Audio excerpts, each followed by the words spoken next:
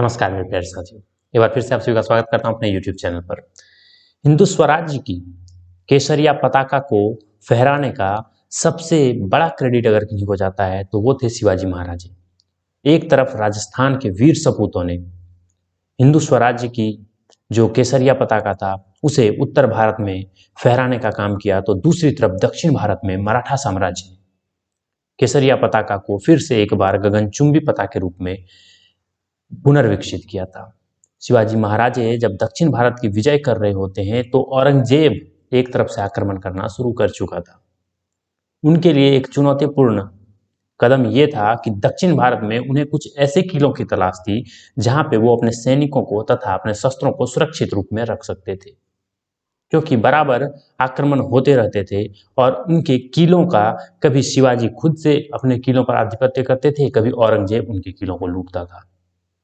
ऐसे में दक्षिण भारत के तमिलनाडु के दक्षिण आर्कोट जिले में स्थित जिंजी का किला एक बहुत ही महत्वपूर्ण किले के रूप में था, क्योंकि ये ऐसा किला था जिसकी सुरक्षा चंद्रयान दुर्ग, कृष्णगिरी और राजगिरी नाम की 3 पहाड़ियां कर रही थी। मतलब भौगोलिक स्वरूप कुछ ऐसा था कि वहां तक पहुंच पाना किसी भी सैनिक के लिए बहुत ही कठिन था, लेकिन इस किले को जीतने के लिए शिवाजी के लिए रास्ता इतना आसान नहीं था, क्योंकि ये बात थी सन 1677 की। शिवाजी के बहुत सारे जो अहम योद्धा थे जैसे कि तानाजी मालुसरे या फिर बाजी प्रभु, ये सब युद्ध भूमि में शहीद हो चुके थे। अब शिवाजी को सैन्य नेतृत्व के लिए खुद ही जाना पड़ रहा था, लेकिन ये किले तक कहते हैं कि ये किला जो था वो उनकी राजधानी से काफी दूर भी था।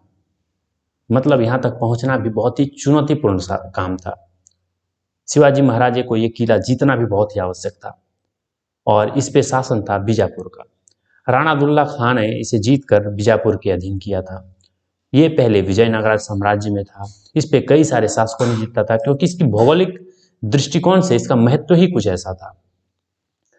एक दिन शिवाजी महाराज ने यह मन बना लिया कि अब जिंजी के किले को जीतना उनके लिए बहुत ही आवश्यक हो गया है, तो वो जिंजी किले पर आक्रमण करेंगे और लगभग 50,000 की सैन्य टुकड़ी के साथ वो जिंजी के किले की तरफ बढ़ जाते हैं।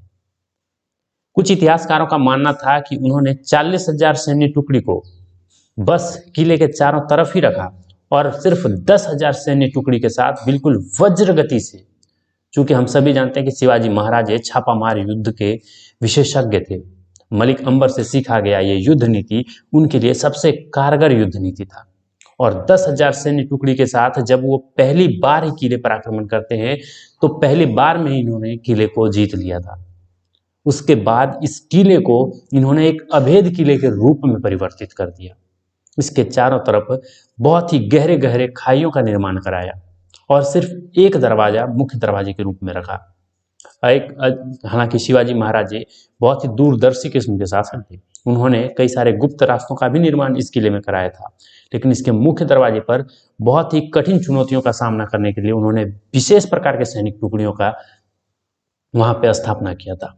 और जिंजी के किले को आगे दिनों के मराठा साम्राज्य के लिए, हालांकि 1680 में ही शिवाजी महाराज की मृत्यु होती है, लेकिन उनके जो शेष शासन अवधि थी उसके लिए जिंजी के किले को इन्होंने बिल्कुल अभेद किले के रूप में बनाया था। हालांकि जिंजी किले का इतिहास हमें इतिहास के पन्नों पर ज़्यादा देखने को नहीं मिलता है, लेकिन जिंजी किले को जीतना बीजापुर से इनके लिए इतना आसान था नहीं, और दक्षिण भारत में इनकी पकड़ को मजबूत बनाने के लिए जिंजी किले को जीतना बहुत ही महत्वपूर्ण था।